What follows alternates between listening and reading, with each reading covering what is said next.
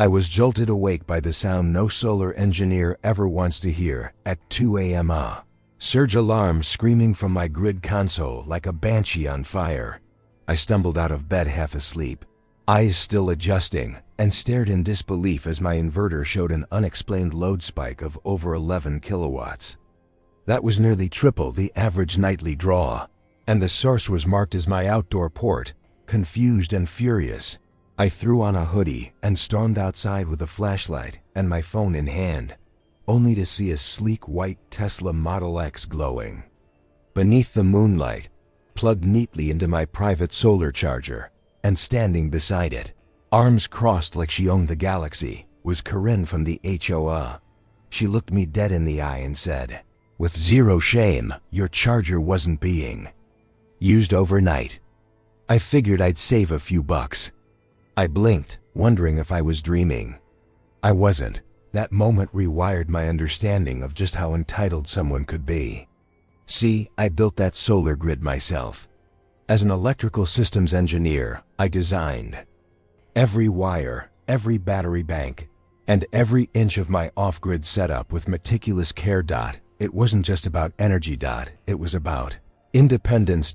And here was this woman who had already tried to fine me for having unapproved solar panels visible from the street, now quietly jacking electricity for her luxury car like she was borrowing a cup of sugar. My system had safeguards, of course, but I hadn't planned for this level of HOA arrogance. Not yet.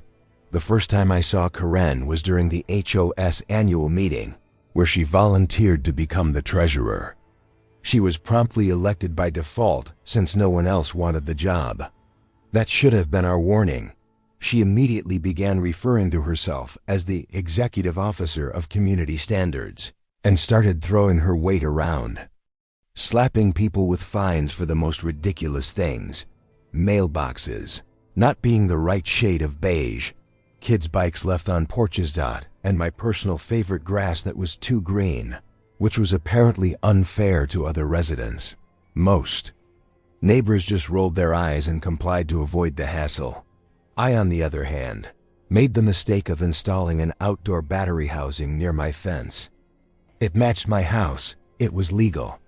But according to Corinne, it invited property theft and visual disharmony.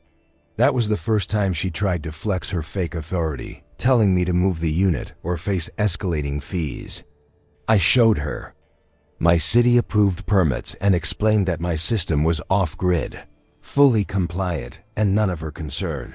She didn't like that. The next week, I received a formal HOA warning letter printed in Comic Sans.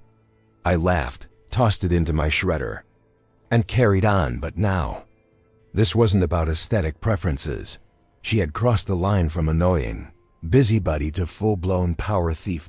As I stood in my driveway staring at the Tesla's humming charger, I asked her if she was serious.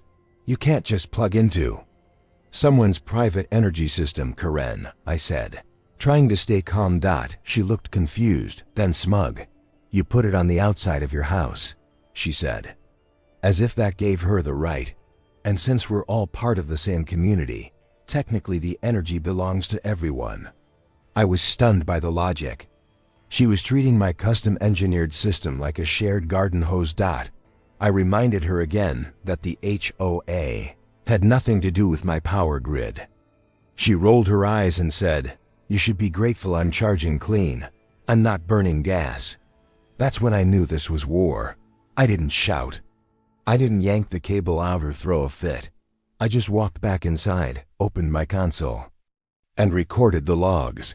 The grid showed a 73% drain from her vehicle in just over 4 hours. That was enough to run my household for nearly a week.